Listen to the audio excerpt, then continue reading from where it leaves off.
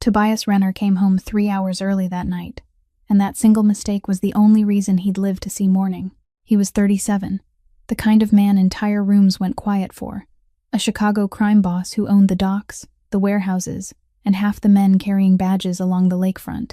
He'd buried his parents as a young man, learned that blood was the one thing you never bet against, and built an empire on the certainty that he hadn't a single weakness left to exploit. He was wrong about that last part, because as he stepped through the side entrance of his own marble estate, a thin, trembling hand shot out of the dark and yanked him behind a service door, and a voice barely louder than a breath warned him to stay silent or they'd both end up dead. The hand belonged to a woman he'd passed 100 times and never once looked at. The girl who scrubbed his floors on a third-party contract, 27 years old, exhausted, invisible. Her name was Marin, and she smelled like lemon cleaner and raw fear, and her eyes weren't begging him, they were warning him. Through a sliver in the doorframe, the most feared man in the city watched his own brother, and the woman wearing his engagement ring murmur about doubling the dose in his nightly whiskey, the slow poison they'd been feeding him for weeks, the dizziness he'd blamed on stress, the tremor he'd called exhaustion. It hadn't been stress. It had been an execution scheduled around his own dinner table, and the only person standing between Tobias Renner and a grave was the one human being he'd never bothered to see. If this gripped you, hit that like button, share it with someone who needs to hear it, and subscribe so you don't miss what comes next. Now let's get back to the story.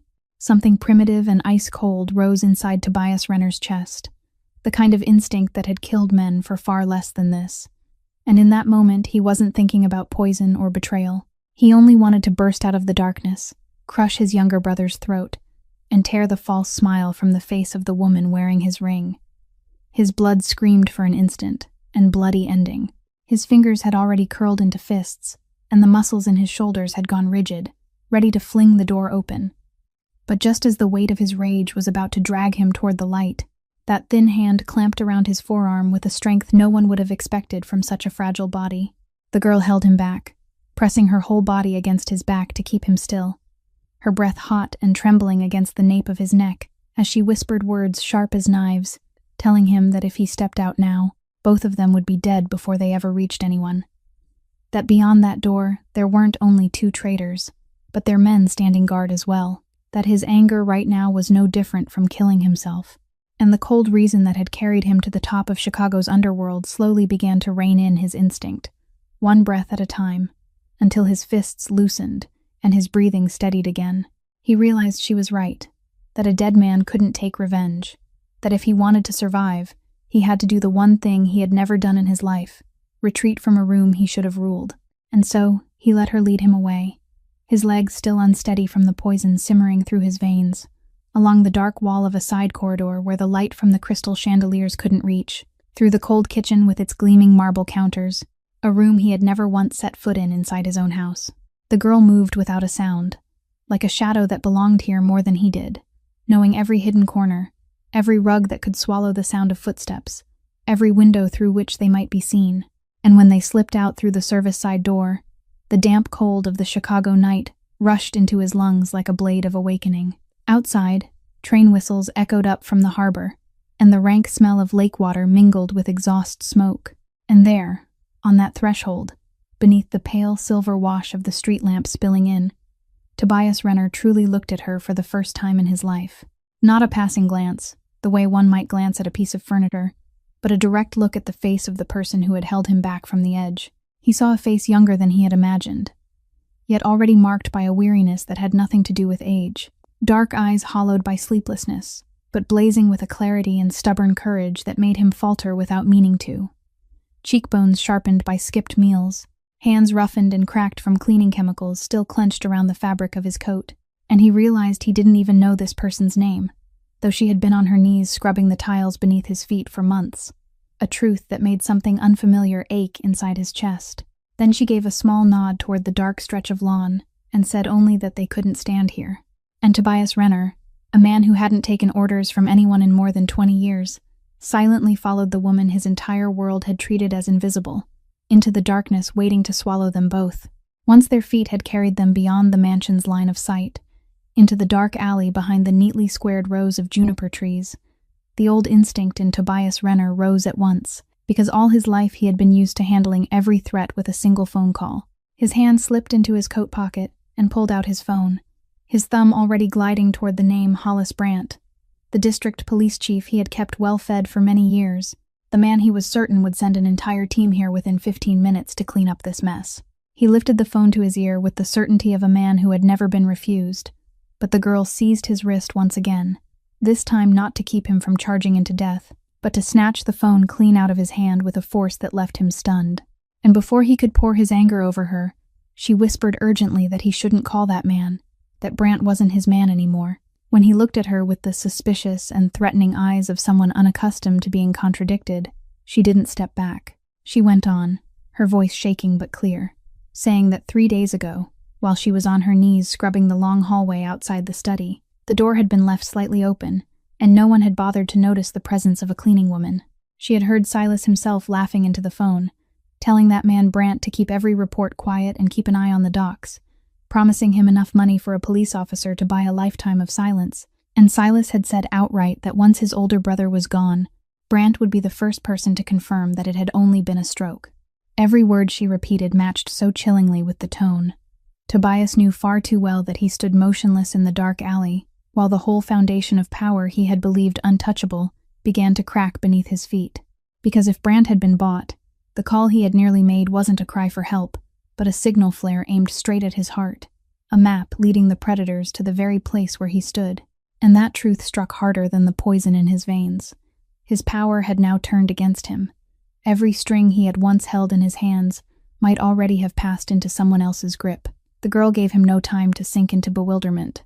She held out her hand and said that this phone had to disappear immediately, and the watch on his wrist too, because those expensive things could be traced, and the Renner signet ring engraved with the family crest had to be hidden as well, because it was far too recognizable for him to wear. Tobias looked down at that rough, cracked, calloused hand held out before him, then at the phone in his own hand, the last symbol of a world where he gave orders and others trembled.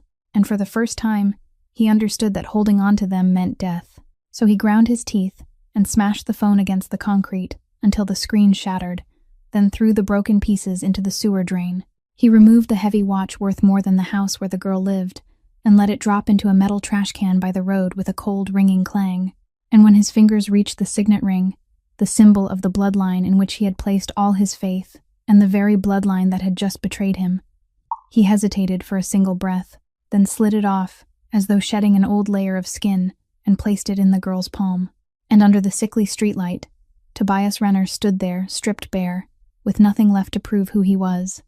A king who had just removed his own crown so he could go on breathing. The girl led him across 2 blocks to a car parked out of sight beneath the trees, and when Tobias Renner saw it, a bitter scoff nearly tore loose from his throat, because it was an old sedan with faded paint, blotched with rust, the rear bumper dented and bound together with duct tape, the windshield cracked in one long line like a scar. The kind of vehicle that in his old world no one would have bothered to glance at. And yet less than a mile away, an entire row of polished Italian sports cars sat motionless in his garage, machines worth millions of dollars that were now more useless than this heap of scrap metal. When he bent down and slid into the passenger seat, the torn upholstery showed the yellowed foam underneath, and the smell of old gasoline and fake pine from the air freshener dangling from the mirror rushed into his nose. Yet, strangely enough, he felt safer there than he ever had in any armored limousine he had ridden in. The girl turned the key, and the engine coughed a few times before finally agreeing to start.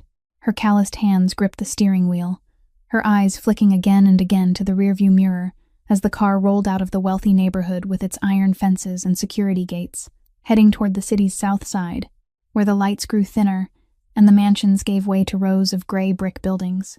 And in the swaying darkness inside the car, the suspicion rooted deep in Tobias's nature began to stir, because all his life he had never believed anyone did anything without some hidden calculation. So he turned to study the side of her face and asked in a hoarse voice what she wanted, saying plainly that no one risked their life to save a stranger without expecting some kind of payment. He said that if she wanted money, she only had to name her price, that he could give her more than she had ever dared to dream of. And the moment the words left his mouth, he saw her hands tighten around the steering wheel and her jaw harden. She didn't look at him. She only stared straight down the dark road ahead and answered in a flat voice, one as hard as steel, that she hadn't saved him because of him, that she didn't even like him or anything he stood for, that she had spent her whole life watching men like him treat other people like garbage. But she couldn't stand still and listen to people discuss murdering a man inside his own house and call it family business, because if she looked away, she wouldn't be any better than the people poisoning him.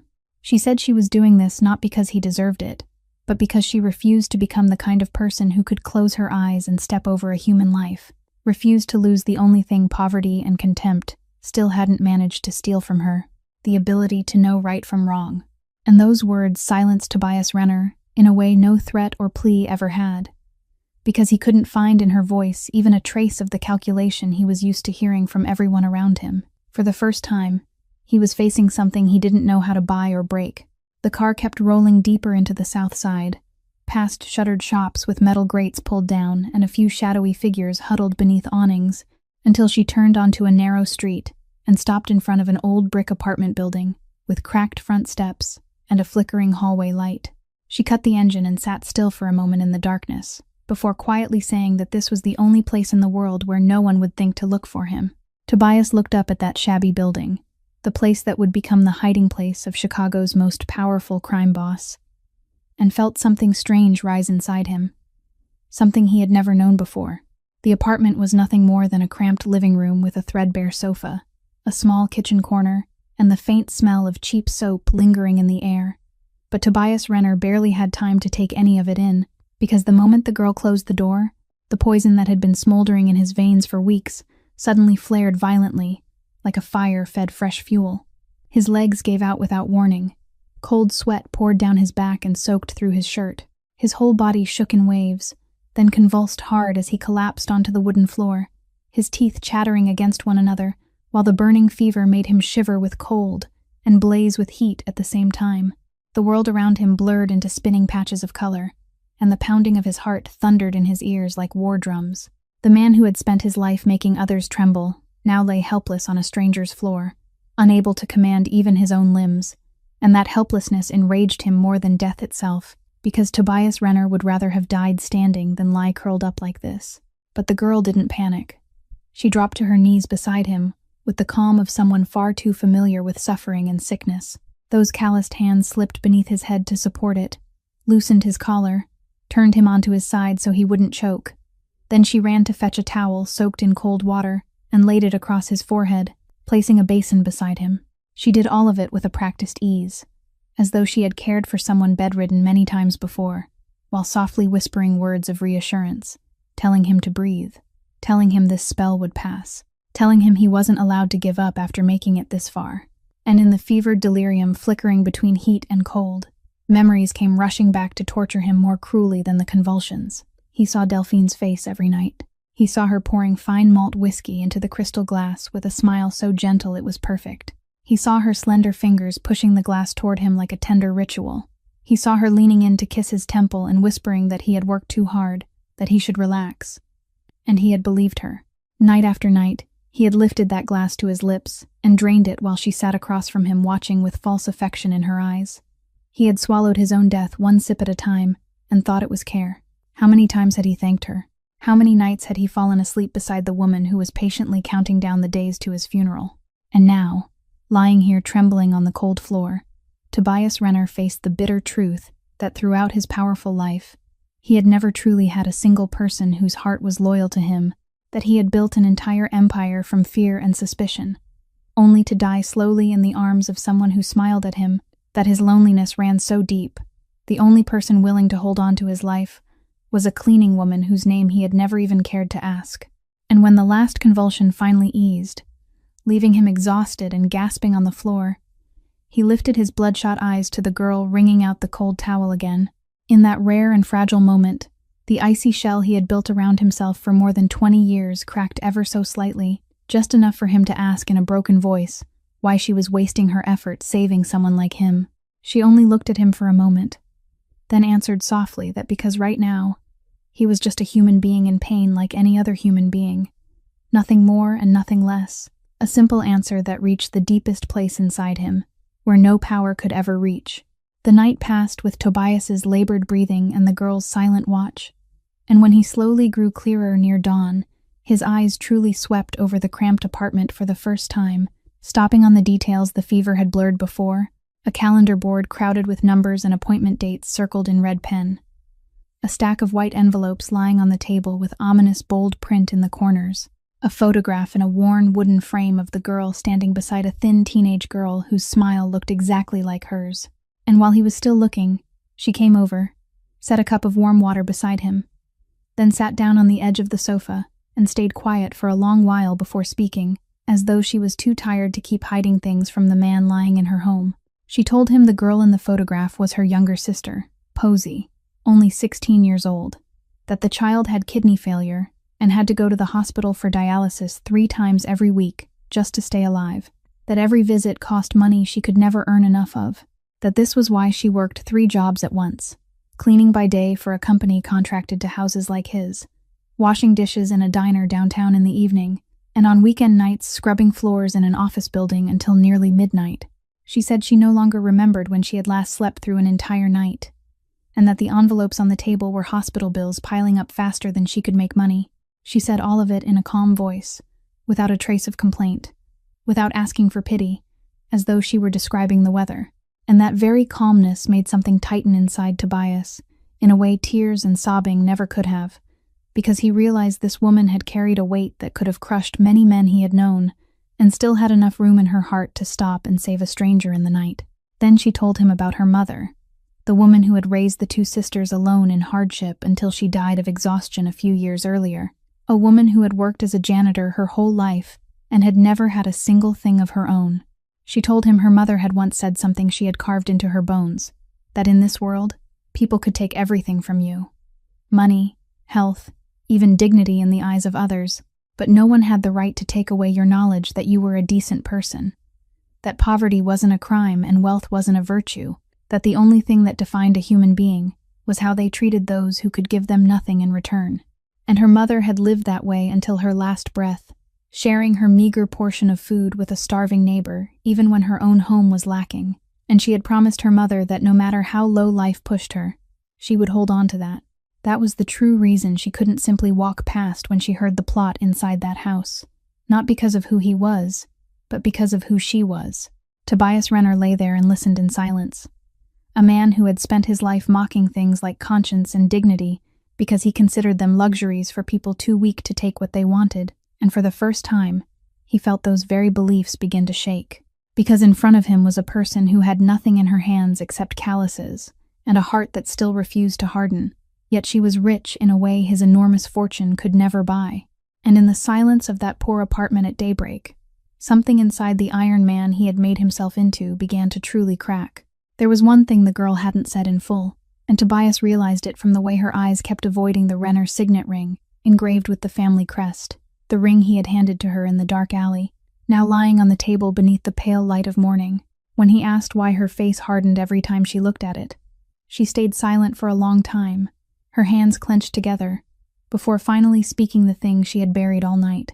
She said the name Renner wasn't unfamiliar to her the way he thought it was, that she had known it since she was a child, because her father had once worked for this family, down at the docks, under his late father. And in a choked voice, she told him that her father had been an honest man who only knew how to load and unload cargo to feed his family.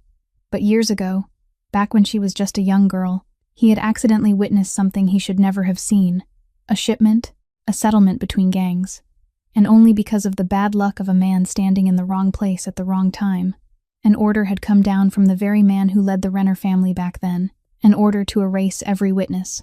Her father never came home again. People told her mother and the 2 girls that he had died in an accident at the docks, but she had been old enough to understand the truth behind that lie, that her father hadn't died because he had done anything wrong, but because the Renner name considered the life of a dock worker cheaper than the inconvenience of a testimony. Her family had collapsed from that day on. Her mother had strained herself raising the 2 sisters under a mountain of debt until she finally broke, and she had grown up carrying a slow-burning hatred for the bloodline that had taken her father from her. So when she accepted the cleaning contract at his mansion and learned that he was the son of that man, she had once thought it was a cruel joke played by fate.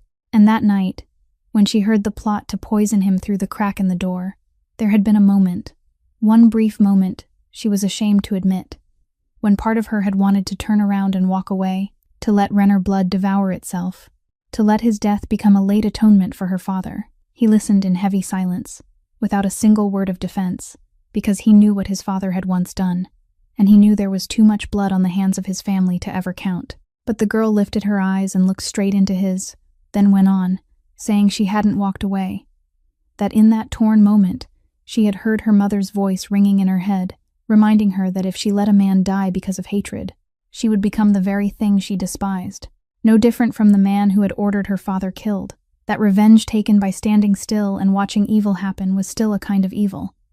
And she refused to let her pain turn her into that kind of person. So she had pulled him into the darkness and saved his life.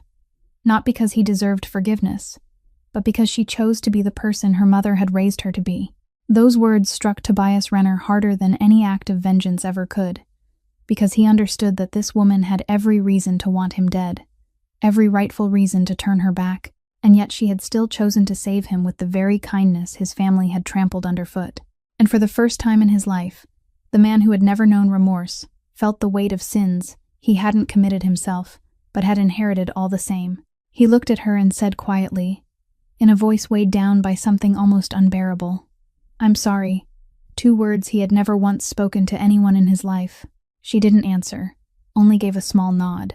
But in that silence, something between those 2 wounded people shifted without a sound.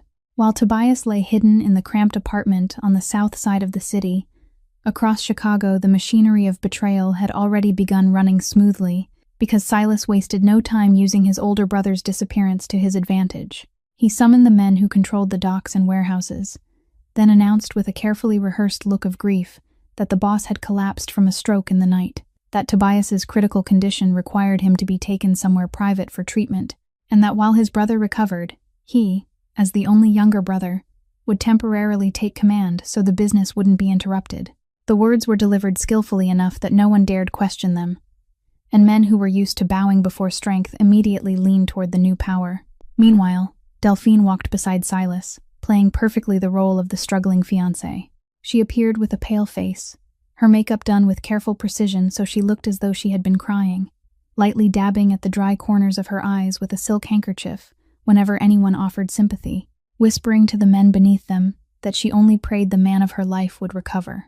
It was a performance so flawless that even the most seasoned men in the underworld failed to realize the woman wiping away tears was the very one who had poured the poison.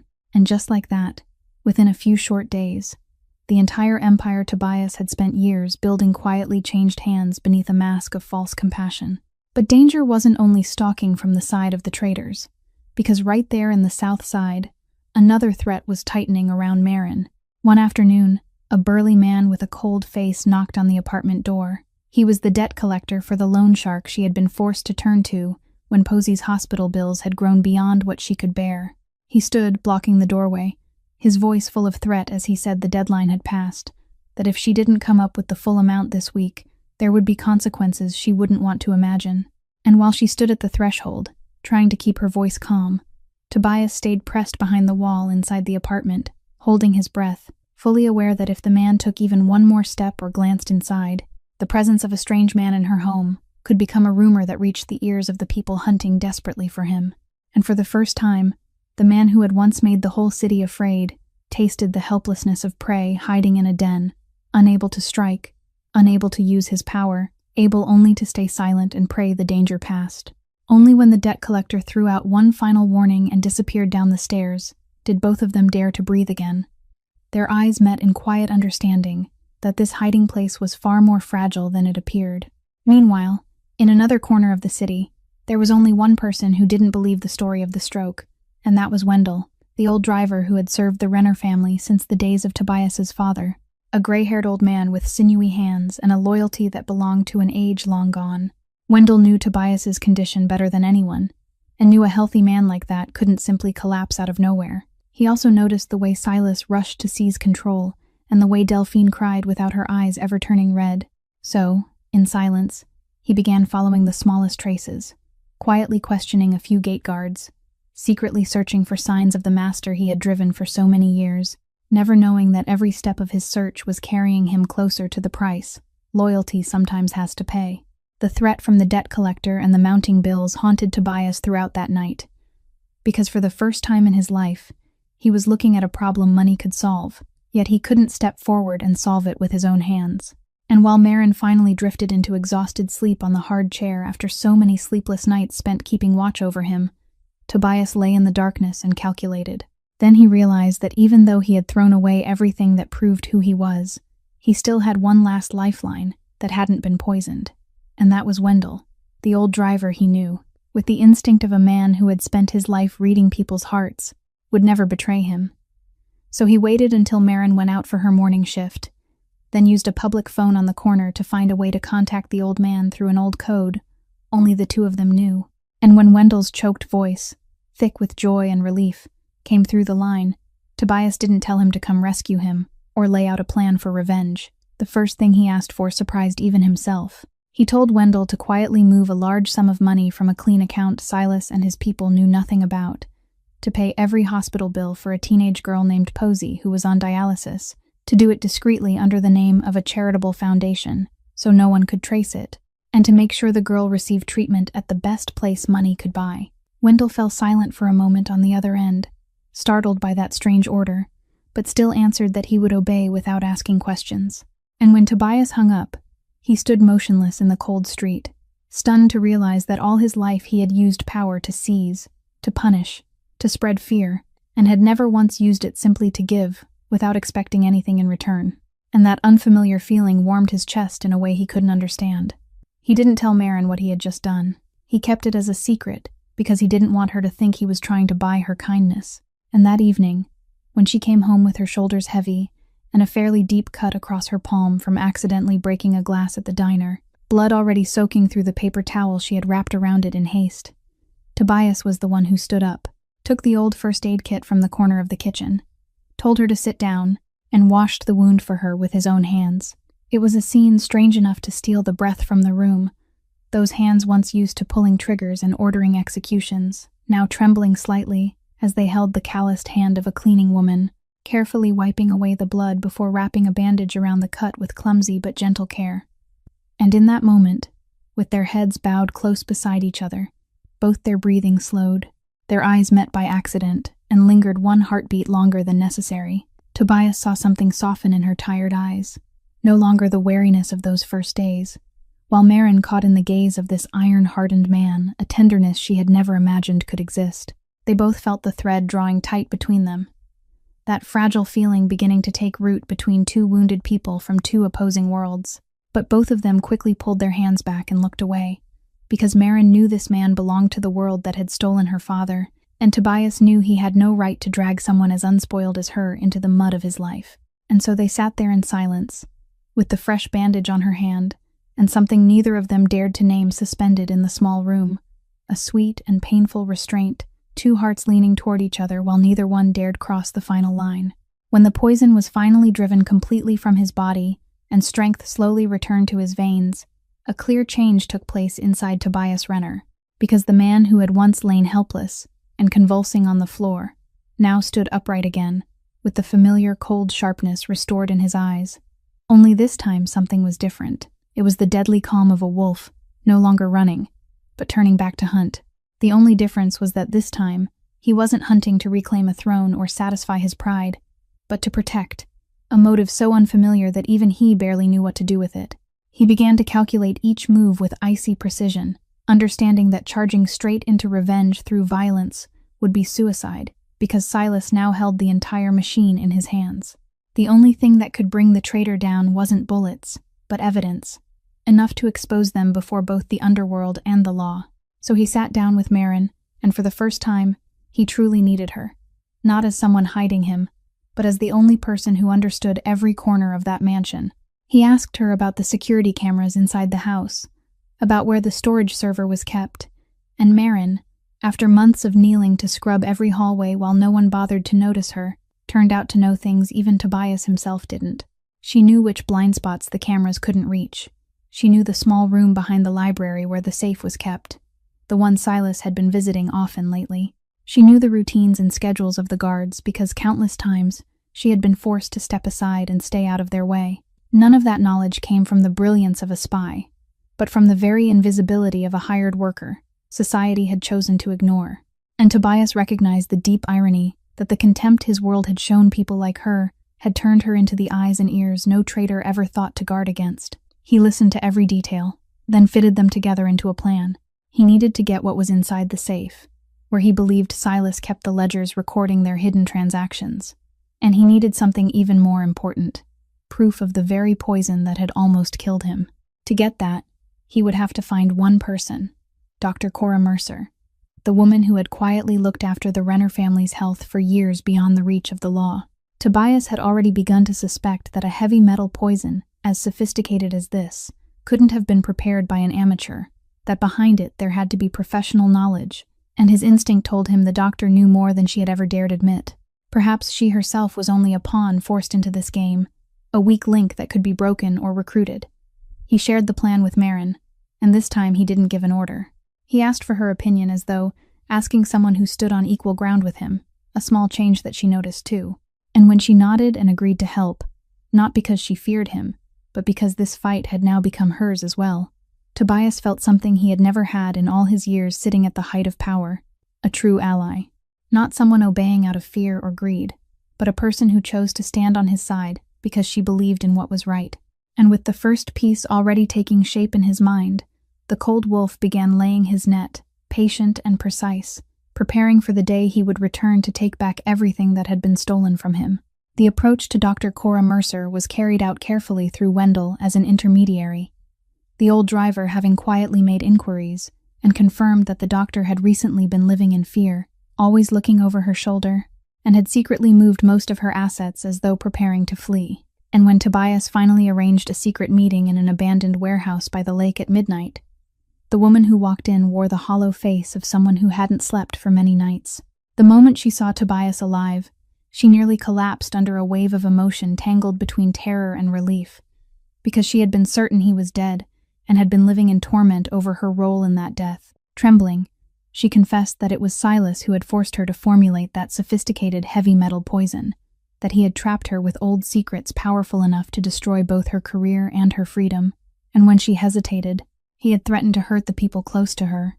So she had been left with no choice but to prepare the dose and teach Delphine how to pour it into his glass of liquor each night, in gradually increasing amounts, so his death would look exactly like a natural collapse. But what chilled Tobias to the bone wasn't that confession. It was what she revealed next, because during the time Silas summoned her, she had accidentally heard more than he thought. She told him this plot was far larger than a power struggle between two brothers, that Silas had no intention of keeping the Renner Empire for himself. Instead, he had secretly joined hands with the Vance family, the rival bloodline Tobias had been forced to ally with through his engagement to Delphine. Silas had agreed to sell off most of the docks and the richest business routes to the Vances, in exchange for the military and financial backing he needed to overthrow his older brother, which meant the traitor wasn't only killing his own blood, but was also handing the entire enterprise generations of Renners had built into the hands of their hereditary enemy. It was a double betrayal so cruel that even Tobias, a man long accustomed to the darkness of the underworld, had to clench his teeth. He understood that if the plan succeeded, it wouldn't be only him who vanished. The Renner bloodline itself would be erased from Chicago's map of power, swallowed whole by an alliance his younger brother had personally opened the door and invited inside. And there, in that cold warehouse, Dr. Mercer handed him a thick envelope. Inside were the complete records of the ingredients and dosages of the poison that had been used, the timing notes, and copies of the messages Silas had used to threaten her, a trove of evidence strong enough to turn an accusation into an undeniable truth. She looked straight into Tobias's eyes and said she was willing to testify to everything she knew, not to beg for his forgiveness, but because she was too tired of being a puppet in the hands of ruthless people, because she wanted to reclaim the little dignity she had left before it was too late. Tobias took the envelope with the feeling that he was holding the rope that would tighten around the traitors' throats, but he was also sharp enough to recognize that something still hidden lingered in the doctor's eyes, something she hadn't yet said, a private calculation buried deep beneath her remorse. And although he couldn't yet guess what it was, he decided to trust her for the moment, because every piece on the board was precious now, and the game had already entered its life and death stage. With the file in hand, Tobias began tracing the hidden transactions Dr. Mercer had revealed, and the deeper he dug, the more he realized the true picture was far darker and far larger than what he had just learned. When Wendell quietly gathered a few recordings of meetings and several transfer documents disguised with careful skill, Tobias spent hours in the cramped apartment, piecing every fragment together beneath the weak yellow light, and a chilling truth slowly emerged, shattering everything he had believed about this game. The man he had been so certain was the mastermind, his ambitious younger brother Silas, was in truth only another pawn being pulled by strings he didn't even know existed. Because behind the entire plot, the one truly holding the reins, was none other than Augustus Vance, the head of the Vance family and Delphine's father, a cunning old devil who had patiently woven this whole net years before. Tobias realized that the engagement between him and Delphine, which he had once considered a useful alliance agreement, had in fact been Augustus's opening move from the very beginning. The old man had married his daughter into the Renner house, not to make peace, but to plant an eye inside the enemy's heart. And when the time was ripe, he had skillfully breathed honeyed words of power into Silas's ear, luring him into believing he was the one who deserved to inherit, turning the envy already smoldering inside him into a fire that would burn his own bloodline down. Augustus promised to support Silas's coup, but in truth, he was only using him as a knife, letting the Renner house stab itself in the heart. Then, once Tobias was dead, and Silas had pushed all the most profitable docks into the Vance family's hands, the old man would have no reason left to keep a traitor whose value had run out. Silas would be discarded without mercy, and the entire Renner empire would fall completely into Augustus's grasp, without costing him a single drop of Vance blood.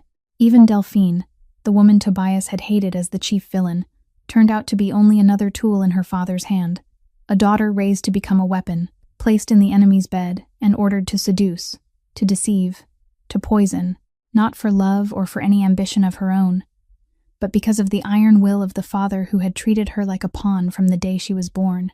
That realization changed Tobias's anger into something colder and deeper, because he understood that the real enemy wasn't his younger brother blinded by ambition, nor the woman turned into a puppet, but an old man sitting in the shadows, moving all of them like pieces on a board, an opponent many times more dangerous because he was ruthless, patient, and always stood far enough from the scene that his hands never became stained. Tobias realized that if he only brought down Silas and Delphine, it would be no different from cutting off branches while leaving the roots intact. The mind behind it all would simply withdraw into the darkness, weave another net, and return to devour whatever remained, including the people he now wanted to protect. He lifted his eyes to Marin sitting quietly across the room, and in that moment, he understood in silence that this fight was no longer about taking back power or avenging himself. It was about tearing out by the roots the evil threatening to swallow the fragile and precious thing he had only just found. And to do that, he would have to lure the old fox Augustus himself out of his den. But Augustus Vance wasn't the kind of man who sat still and waited to be hunted, having secretly ordered his men to shadow Wendell's every move the moment the old driver started making inquiries. That old fox easily monitored his tracks, as Wendell discreetly visited the medical center, allowing Augustus to pinpoint Posey as Tobias's ultimate vulnerability. He didn't need to know exactly where Tobias was hiding. He only needed to find his weakness. And when he discovered that the woman sheltering him had a younger sister who went to the hospital for dialysis day after day, he knew he had taken hold of the decisive card. So on one gray afternoon, just as Posey stepped out of the dialysis center after completing her final treatment session before her scheduled transfer, a black car pulled up. Several men closed in silently and took the girl away in only a few brief seconds. In the middle of broad daylight, without a sound loud enough for anyone to react in time, the terrible news came to Marin through a call from an unknown number just as she had finished her shift. The voice of a strange man, calm enough to be chilling, informed her that her sister was in their hands, that the girl was still safe and would be cared for properly as long as Marin knew how to obey. Then he put the call through so she could hear Posey's voice, trembling with fear as she called her sister's name, a sound that made Marin's whole world collapse in an instant. She sank to her knees right there on the sidewalk, the phone pressed tight to her ear, her whole body shaking violently as tears streamed down her face. Because Posey was all she had left in this world, the reason she had worked herself raw through 3 jobs, the only person who made her hard life mean anything. And now that child was in the hands of the most ruthless people alive, simply because Marin had chosen to save a man who carried the Renner name. When Tobias returned and saw her collapsed by the door in that shattered state, he understood at once what had happened, and a cold fury rose in his eyes as she choked out the message from the kidnappers. Their condition was clear. If he wanted the girl to stay alive, he had to appear in person at the lavish charity gala the Vance family was hosting that weekend, the very party Silas intended to use to formally present himself to the entire Chicago underworld as the new heir. They wanted him to walk into the tiger's den before every enemy he had, unarmed, unsupported, so they could finish him cleanly and, at the same time, warn anyone who still dared remain loyal to the Renner name. It was a trap so obvious only a fool would walk into it, and Marin understood that perfectly. So even though her heart was breaking for her sister, she still took his hand and begged him not to go, saying she couldn't let him rush into death because of her family, that she couldn't bear to lose both the people she cared about. But Tobias only looked at her, and in that moment, a struggle tore through the deepest part of him, because all his life he had been taught that the strong never placed their lives in another person's hands, that a hostage was only a piece on the board that could be sacrificed, that stepping into this trap meant throwing away every advantage he had worked so hard to build. The old self inside him whispered that he should leave the girl behind and preserve himself so he could fight in his own way. But when he looked into the tear-soaked, desperate eyes of the woman who had risked her life to save him when she owed him nothing, the woman who had taught him that dignity was worth more than power, he knew that if he turned his back now, he would lose forever the very thing that had just brought him back to life as a human being. So he tightened his hand around hers, and in a low, steady voice, carrying a decision that couldn't be shaken, he said he would bring Posey home, even if he had to walk into hell. Tobias understood that walking blindly into that trap would mean death, so in the few short days before the gala, he didn't prepare like prey, but like a hunter pretending to be caught in a net. He summoned the only two people he could still trust, Wendell and Dr. Mercer, to a discreet meeting place. And in that dark room, he laid out a plan precise down to the smallest detail, because he knew Augustus wanted him to appear publicly in the middle of the crowd so they could eliminate him. Then he would turn the very stage his enemy had built into the place where their crimes would be dragged into the light.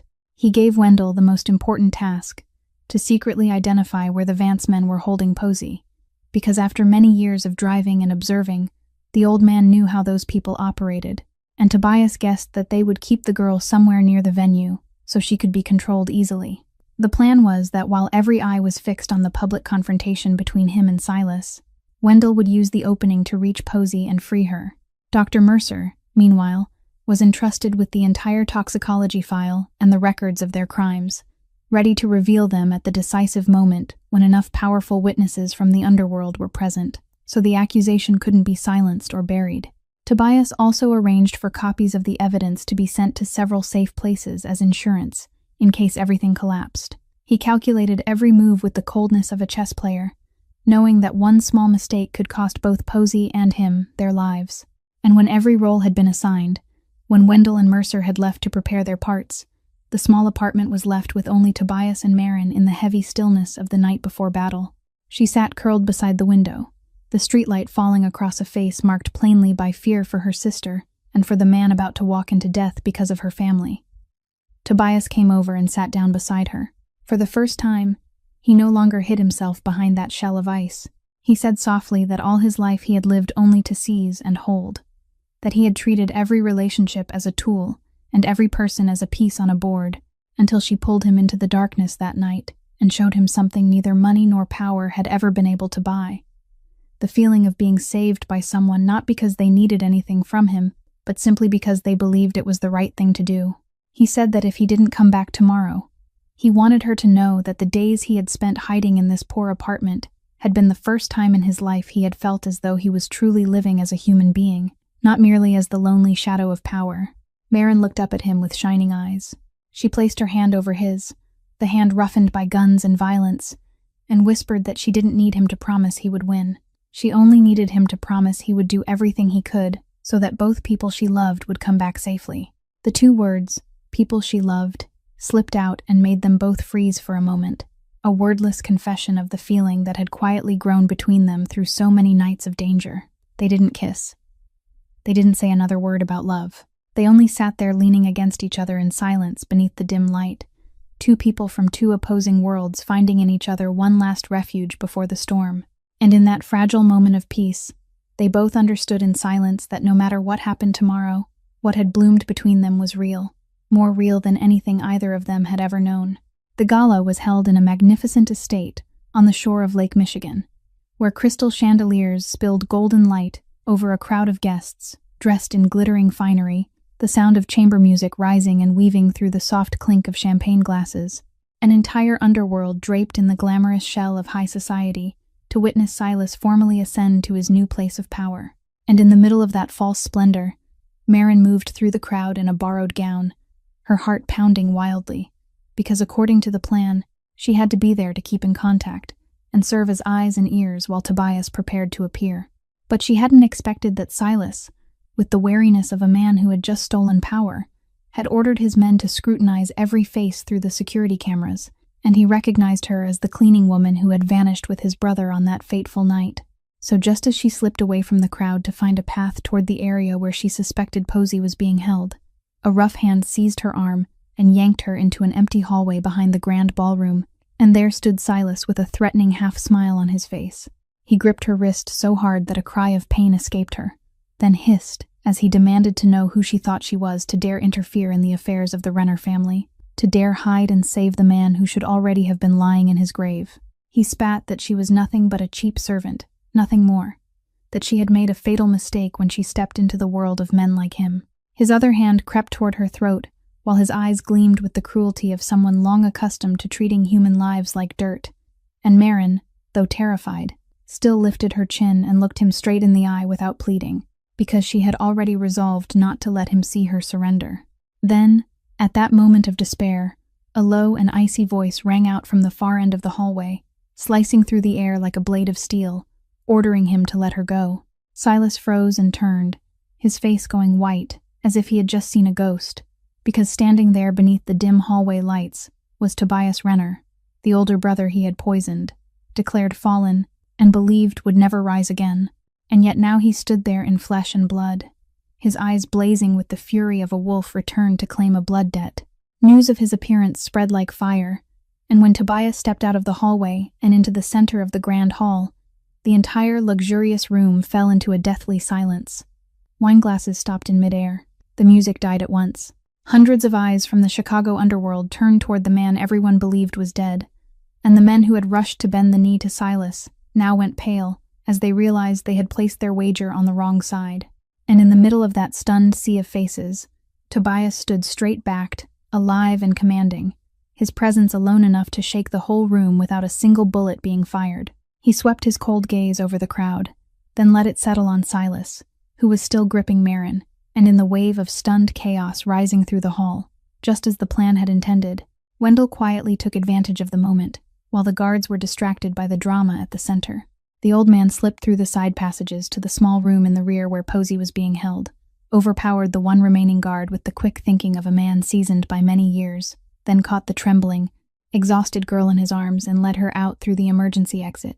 Tears streamed down Posey's face as she was finally freed, and the word that she was safe came back at the very moment Tobias needed it most, because now that the enemy's last hostage card had been stripped away, now that the innocent girl was out of their grasp, he had nothing left to hold back for. He stepped one pace closer to his treacherous brother, and his voice rang through the silent hall as he declared that the time had come for everyone present to hear the truth about the people standing on that stage, and the whole room held its breath, waiting for the storm that was about to break. Cornered before hundreds of watching eyes and feeling the power he had just stolen dissolving in his hands, Silas lost all reason. He released Marin and pulled the gun hidden inside his suit jacket, his face twisted by panic and hatred. Several Vance gunmen hidden among the guests drew their weapons at the same time, and the glittering grand hall burst open in screams of terror. The crowd surged and fled, trampling over one another, glasses and dishes crashing to the floor, and in the middle of that chaos, Tobias lunged toward his younger brother. He carried no gun, because that had been one of the conditions of the trap, but he didn't need a gun. With the speed and icy calm of a man who had lived his whole life inside violence, he closed the distance before Silas could aim, one hand catching the wrist that held the weapon and forcing the barrel off course. A sharp gunshot cracked through the room, sending the bullet into the ceiling, and then Tobias swung his fist straight into the face of the brother who had betrayed him. Silas staggered and collapsed onto the marble floor, the gun flying from his hand and skidding across the ground, and Tobias stood over him like a dark tower. The rage inside him screamed for him to finish the man who had poisoned him, sold out their entire bloodline, and kidnapped an innocent girl. His fingers had already reached the gun near his foot. One bullet would end everything. But when he looked down at the bloody, terrified face of the younger brother who had grown up beside him, then lifted his eyes and caught Marin's gaze across the room, the woman who had taught him that killing out of hatred only turned a person into the very thing they despised, Tobias stopped. His hand trembled, then slowly let the gun go. He chose not to kill, not because he pitied his brother, but because he refused to let the cold blood of the past keep defining the man he was becoming. Through clenched teeth, he said death would be too gentle for Silas, that he would have to live to watch every one of his crimes dragged into the light. But at the very moment Tobias lowered his guard, one last Vance gunman, hiding behind a row of stone columns, raised his weapon and aimed straight at Tobias's exposed back. And it was Wendell, the old driver, who had just managed to get Posey to safety and had come back to find his master, who saw the danger first. Without 1 second of hesitation, the old man threw himself forward with all the strength left in his aging body and shoved Tobias aside just as the gunshot rang out. The bullet meant for Tobias buried itself in Wendell's chest. The old man crumpled into the arms of the master he had loyally served all his life, blood spreading red across his worn coat. Tobias let out a broken cry no one had ever heard from him before, then dropped to his knees and gathered Wendell against him, his hands, once so used to dealing death, now shaking helplessly as they tried to hold pressure over the wound pouring blood. Wendell lifted his clouded eyes to him and smiled faintly, though each breath had become a struggle. He rasped that he had gotten the girl to safety, that his young master shouldn't worry. Then, with the last of his strength, he took Tobias's hand and left him with his final words, saying that all his life he had watched men with the Renner name trade their souls for a throne, but a person's true honor had never rested in power or position. It rested in who they chose to protect when they had nothing left to lose. He said that today, his young master had chosen right, and that he was proud of him for it. Those were his final words before his sinewy hand went limp in Tobias's grasp, his eyes closing in peace. The last loyal man of an old age departing in exchange for the life of the master he had loved like a son.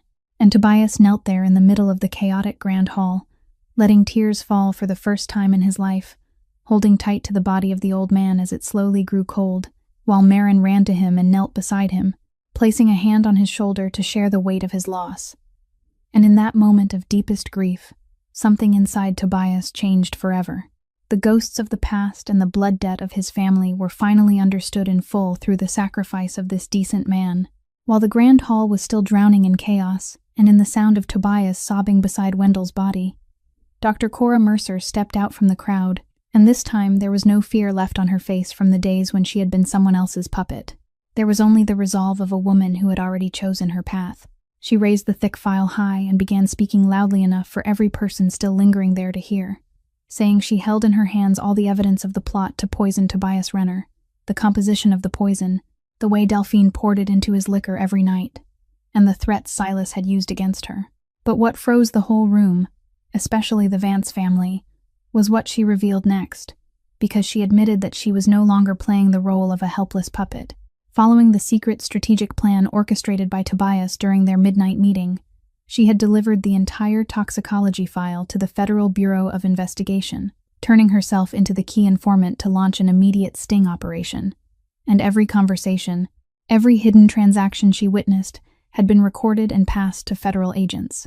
The moment those words left her mouth, the great doors of the estate burst open, and rows of federal agents in bulletproof vests stormed in with weapons drawn and arrest warrants in hand. It turned out that the entire gala had been under their surveillance from the beginning, thanks to the information Mercer had provided, and that was also the mystery Tobias had sensed in her eyes but hadn't been able to explain. The agents quickly subdued the remaining Vance gunmen, cuffed Silas while he still lay bloodied on the floor on charges of organized crime and conspiracy to commit murder, then moved straight toward Augustus Vance.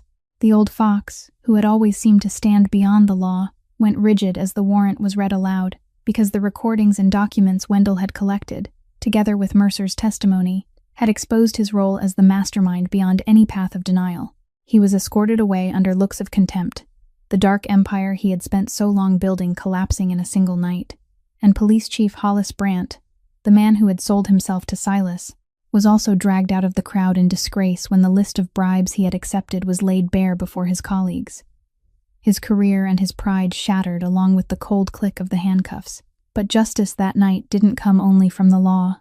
It also came from the harsh code of the underworld itself. Because when the truth emerged that Silas had secretly betrayed the Docks and the Renner family's legacy to their hereditary enemy, the bosses and gang leaders present looked at him with absolute disgust. In the world they lived in, betraying one's own family to hand its empire to the enemy was an unforgivable sin, a stain that would strip a man forever of honor and place. Even if Silas ever escaped prison bars, he had already become someone cast out by the entire underworld, a living corpse with nowhere left to stand. Amid that scene of complete collapse, Delphine still tried to salvage one final performance. She rushed toward the agents with tears streaming down her face, playing the innocent fiancé who had been deceived, sobbing that she hadn't known anything, that she too had only been a victim forced into it. But this time, no one was fooled. The recordings of her own voice discussing how to increase the poison dosage were played right there, destroying every excuse she tried to offer. And even when she turned to her own father for help, Augustus only looked away coldly, without even a flicker of concern, abandoning the daughter he had used as a pawn. It was one last act of cruelty that laid bare the true nature of that family. Delphine was led away in handcuffs, crying tears no one believed anymore, the perfect mask she had worn for so many years finally shattering beneath the light of truth. In the days after that fateful night, when the dust had settled and the wounds had begun to heal, Tobias Renner stood before the press alongside the remaining figures of the underworld, but this time he had not come to display power. He had come to speak the truth. He publicly admitted that all his life he had believed power could protect him, that blood meant loyalty, that money could buy safety, and that he had been wrong about every one of those things. Then he turned to Marin, who was standing quietly behind him, took her hand, and introduced her to everyone, saying that this woman, the one his entire world had once treated as invisible, a poor cleaning woman with no status and no fortune, was the only person who had risked her life to save him when she owed him nothing. He said she possessed something more precious than all the power and wealth he had ever gathered, dignity and a kindness that nothing could shake. And in the weeks that followed, Tobias began dismantling the very shadow empire he had spilled blood to build. He severed the illegal networks, moved every business operation onto a transparent path through legitimate docks and restaurant chains, and turned a fortune once stained with blood into something that could hold its head high. The first thing he did with that clean wealth was fully cover Posey's treatment, no longer through hidden names or quiet disguises, but openly and honorably. He found the best doctors for the girl, and at last a successful kidney transplant gave her back her health, and a future Marin had once believed would remain forever out of reach. Then, one early morning, just as the sun was rising over the still surface of Lake Michigan, Tobias didn't walk toward the line of luxury cars waiting for him. Instead, he went to Marin's faded old sedan, the car that had carried him through that night of terror, opened the door, and sat down in the passenger seat as he had once done before. Then he turned to look at her and invited her to walk the road ahead with him, not as an employee, not as someone indebted to him, but as an equal, as someone he would love and cherish for the rest of his life. Marin looked into the eyes of the man who had changed completely from the cold figure she had once dragged into the darkness, and she gave a small nod. Beneath the golden dawn reflected across the lake, two people from two worlds that had once seemed never meant to meet shared a tender kiss, a new beginning built on truth and kindness instead of fear and lies. And not far away, Posey, her cheeks rosy again, stood smiling as she watched her sister finally find happiness, closing a long journey filled with tears in the light of hope. The story of Tobias and Marin leaves us with a profound lesson, that the true value of a human being does not lie in the wealth they own or the power they hold, but in how they treat those who can offer them nothing in return. Sometimes, the people who love us the loudest are not the ones who truly love us, and real loyalty often comes from the people we least expect, the ones we pass by each day without ever bothering to truly see. Remember that every person, no matter their place in life, deserves to be respected and seen with dignity, because we never know who will be the one standing beside us when everything falls apart. If this story has touched your heart, please subscribe to our channel, press the like button, and share this video so we can listen together to many more meaningful and compelling stories every day. We would truly love to know how you feel about this story and what it reminds you of in your own life. So please leave a few lines in the comments, sharing the emotions deep in your heart, because every word you send is a precious source of encouragement for us to keep bringing you healing stories filled with humanity. Thank you for taking the time to listen all the way to the very last moment. May everyone watching this video always have good health, a joyful and peaceful life, and serenity each day. Goodbye, and we'll see you again in the next stories.